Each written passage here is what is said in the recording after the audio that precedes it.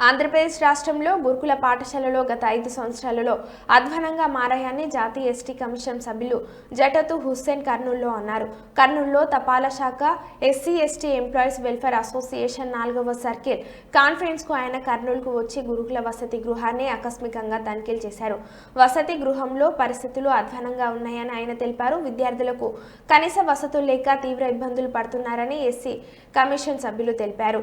విద్యార్థులకు అమ్మ ఒడి పథకం వల్ల ఎలాంటి ప్రయోజనం లేదని పాఠశాలలు అభివృద్ధి చేయాలని ఆయన కోరారు. ఆంధ్రప్రదేశ్ రాష్ట్రంలో గురుకుల పాఠశాలల తీరుపై రాష్ట్రపతికి ఫిర్యాదు చేశామని అన్నారు. పోస్టల్ ఉద్యోగుల సమస్యలు తమ దృష్టికి తీసుకువచ్చారని వాటిని పరిష్కారం కోసం కృషి చేస్తామని తెలిపారు. కర్నూలు పెద్ద పోస్టాఫీసులో నూతనంగా ఏర్పాటు చేసిన డాక్టర్ బిఆర్ అంబేద్కర్ కాంస్య విగ్రహాన్ని ఆయన ఆవిష్కరించారు.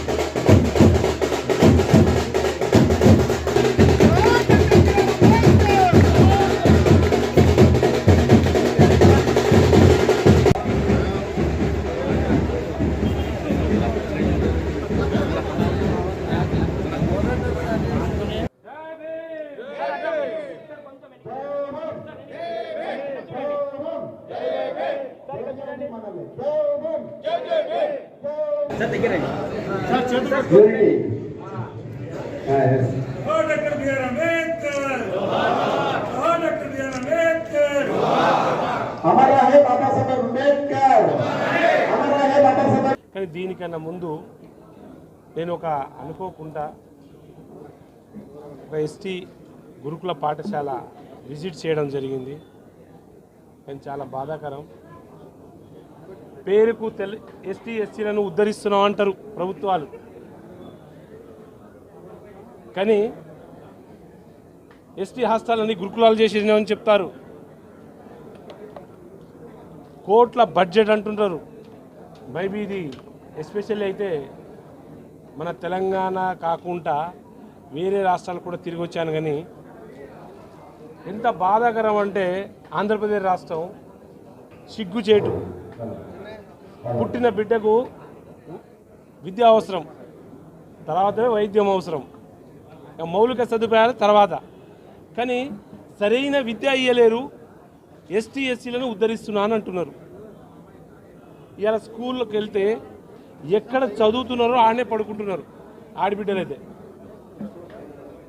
దాంట్లో దాదాపు 30 నుండి 35 మంది విద్యార్థులు ఉంటున్నారు. అక్కడే ఆ బాక్సులు గీక్సులు పెట్టుకున్న ఆడబిడ్డలు అయితే ఆడనే పడుకుంటున్నారు, ఆడనే చదువుకుంటున్నారు.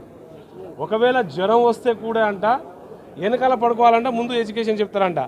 అంటే వాళ్ళకు ఒక మినిమం ప్రైవసీ అని ఆడబిడ్డలకు చాలా ప్రాబ్లమ్స్ వస్తాయి. చెప్పుకోవడానికి ఏముండదు. కనీసం దానికి ఒక సపరేట్ రూమ్ కూడా లేదు. ఇట్లాంటి దౌర్భాగ్యంలో దాదాపు 2016 నుండి ఇవాళ 8 సంవత్సరాలు కావస్తుంది. ఈ 8 సంవత్సరాల్లో మినిమం మౌలిక సదుపాయాలు లేవు. ఇక దానికి తోడు ఇంగ్లీష్ మీడియం నేర్పిస్తున్నా అంటున్నారు. ఎడ్యుకేషన్ చెప్పేటోళ్ళు లేరు. పాపం వాళ్ళు ఉన్నా 8, 9, 10 వేలతో చెప్పుకొని ఆ రోజు 3rd క్లాస్ 4th క్లాస్ చెప్పేవాళ్ళు, స్టడీ చెప్పేవాళ్ళు 10th చెప్తున్నారు. ఎంత దుర్భర జీవితం. ఎడ్యుకేషను లేదు, ఉండడానికి వసతి లేదు, వాళ్ళ బతుకులు అయితే బాగాలేవు. ఇవన్నీ నేను చూస్తున్నా. ఇవన్నీ మేము సదరు రాష్ట్రపతి గారికి సబ్మిట్ చేస్తాం. అలాగే ఇక్కడ ఎవరా ప్రిన్సిపల్ సెక్రటరీయో, ఈ సెక్రటరీ ఏం చేస్తున్నాడు, దుర్భర జీవితం, ఎస్టీలకు ఇబ్బంది పెడుతున్నారు అనేది దీని యొక్క నిదర్శనం చాలు. 8-9 సంవత్సరాల నుండి ఈ విద్యా వ్యవస్థ ఎంత దరిద్రంగా తయారైందంటే, పిల్లలకు అమ్మ ఒడియో ఏదో ఒడి ఇచ్చిరంట. ఇంటికాడ ఒడి ఇస్తే వాడు పెగ్గు దాకి పడుకుంటాడు. పిల్లలకి ఇస్తే ఇంకా పని చేసుకుంటారు, ఏదైనా ఇదేస్తారు.